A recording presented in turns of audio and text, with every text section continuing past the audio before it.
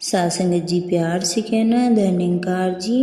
एक बार फिर हम सभी सतगुरु बाबा गुरबचन सिंह जी महाराज की पुस्तक जीवन शिक्षा, इसके एक एक वचनों का आनंद लेंगे। आप जी श्रवण करें, प्यार से कहना, धन्यकार जी। टॉपिक, चरित्र का आधार सतगुरु निराकार।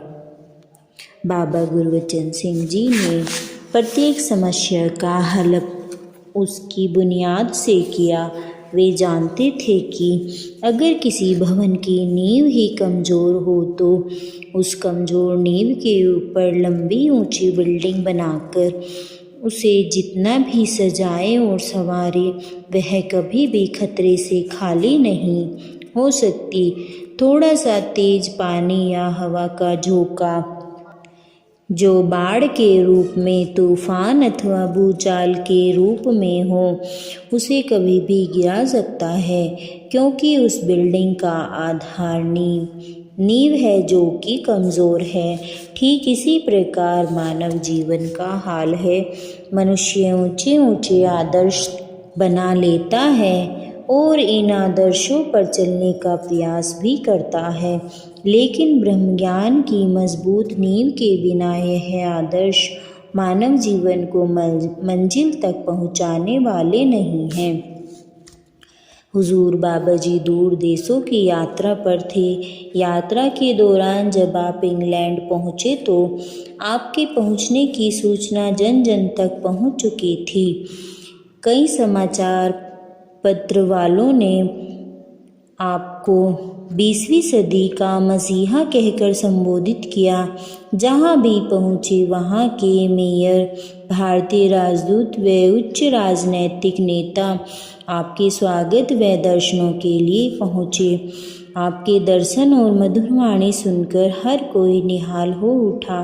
कई बार तो मानव हितैषी यह समझने में असमर्थ रहते कि आखिर बाबा जी के उपदेश का आधार क्या है, जिससे इन्होंने सारी मानव जाति को इकट्ठा कर दिखाया है।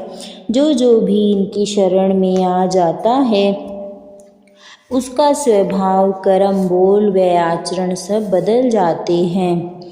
आपने इस प्रश्न का उत्तर लेने के लिए हुजूर बाबा जी के पास वहाँ के कुछ समाज सुधारक लंदन के भवन में आए। उन्होंने बड़ी नम्रता पूर्वक आपसे निवेदन किया, बाबा जी हमने निरंकारी मिशन के 2-4 संगतें की हैं। जो कुछ निरंकारी भक्तों को देखने का भी मौका मिला है, हमने महसूस किया है कि आपका मिशन उच्च व्यक्तित्व वाले मानव तैयार कर रहा है। लेकिन दूसरी तरफ हम अपने देश इंग्लैंड में ही देखते हैं कि बहुसंख्य लोग, अंग्रेज लोग भी किसी से छल कपट, धोखा फरेब, रिश्वत खोरी वगैरह नहीं करते। माया जोड़ने से भी कोई विशेष लगाव नहीं रखते। जो 5 दिन में कमाते हैं उसी से बाकी दोनों दिन खूब, शनिवार और रविवार जो कि खूब मज़े से मनाते हैं। फिर इनमें से आपको मिशन के अनुयायियों में क्या अंतर है?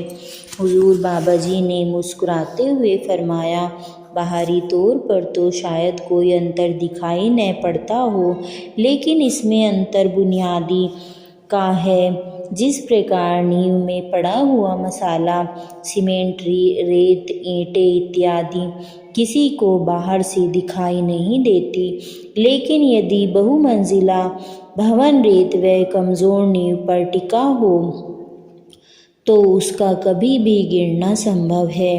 इसके विपरीत यदि भवन की नींव मजबूत है तो वह प्राकृतिक तूफान इत्यादि सहकर भी खड़ा रहता है।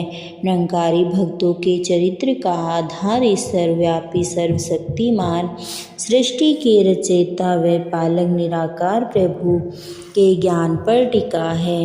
एक बात याद रखनी चाहिए कि एक ब्रह्मज्ञानी महात्मा तो उच्च व्यक्तित्व व चरित्र वाला व्यक्ति बन सकता है, लेकिन एक उच्च व्यक्तित्व वाला व चरित्र वाला व्यक्ति अपने गुणों से ब्रह्मज्ञानी नहीं बन सकता, क्योंकि मनुष्य कितना ही नेक, अच्छा व मानवता के गुणों से भरपूर हो, लेकिन उसके यह गुण उसे प्रभु की पहचान नहीं करवा सकते।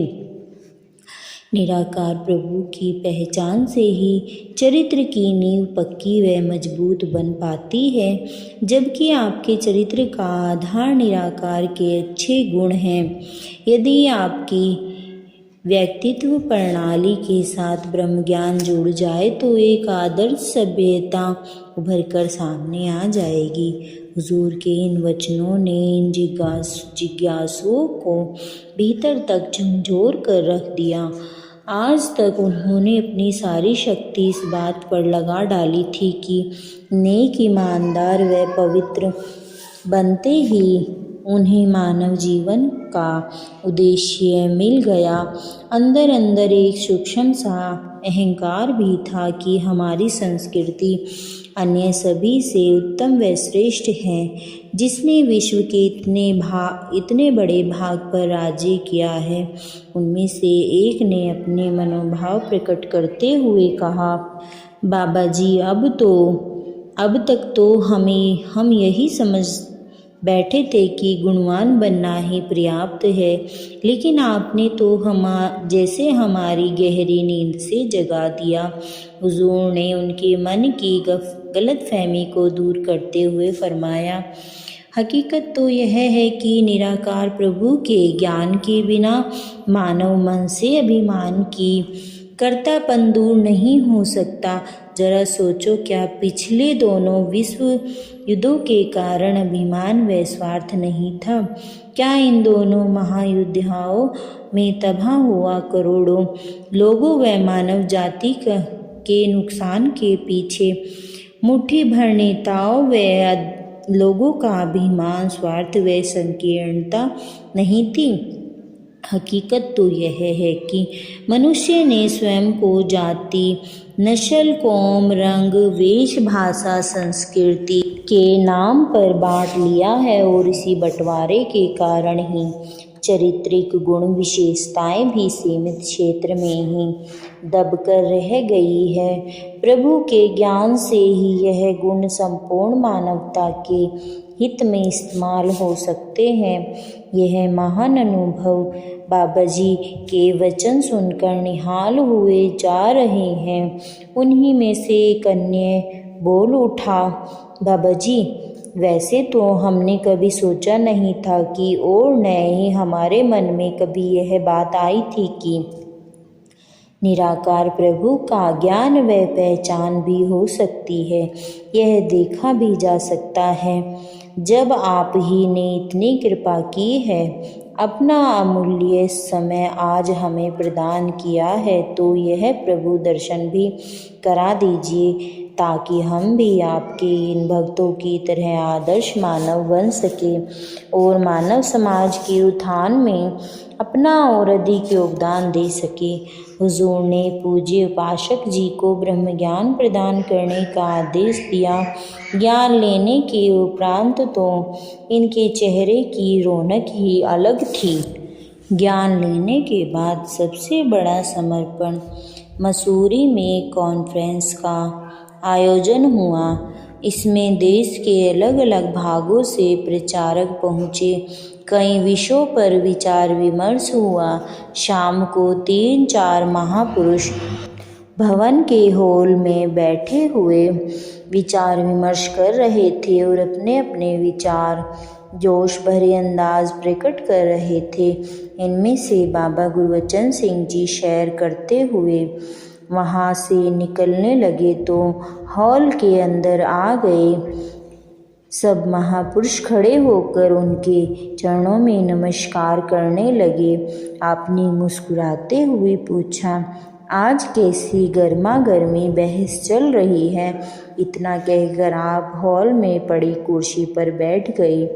पूज्य निर्मल जोशी जी ने आपके चरणों में विनती की, हुजूर आज चर्चा समर्पण पर हो रही है। कहीं तन मन धन के समर्पण की बात हो रही है तो कोई अपने अभिमान व कर्ता भाव के त्याग को ही सबसे बड़ा समर्पण बता रहा है। अब आप ही इन पर कुछ रोशनी डालें। हुजूर ने सारी बातें सुनी और प्यार से मुस्कुराते हुए समझाना शुरू किया। बात यह है कि कुछ लोग तो असली आलसी प्रवृत्ति के होते हैं। वे सोचते हैं कि यदि हम सभी निराकार प्रभु के हाथ की कठपुतली हैं तो फिर जो कुछ होगा देखते जाएंगे। ऐसे लोग जो कुछ भाग्य में लिखा है उसकी प्रतीक्षा करते रहते हैं। इस प्रकार वे सभी स्वयं को समर्पित समझते हैं। असल में समर्पण तो वह करता है जो निराकार की ओर से ही दी गई तन मन धन बुद्धि दिमाग और दिल की शक्तियों का सही प्रयोग करता है, परिश्रम और उद्यम करता है, मगर कर्म करना अपना कर्तव्य समझता है और फल से जो भी मिले उसके लिए खुशी खुशी समर्पित रहता है। प्रभु की इच्छा के आगे ऐसे दिव्य पुरुष ही चौथे पद या तुरीयावस्था में रहते हैं। दुख सुख हर्ष शोक मान अपमान संयोग वियोग से ऊपर जीवन जीते हैं।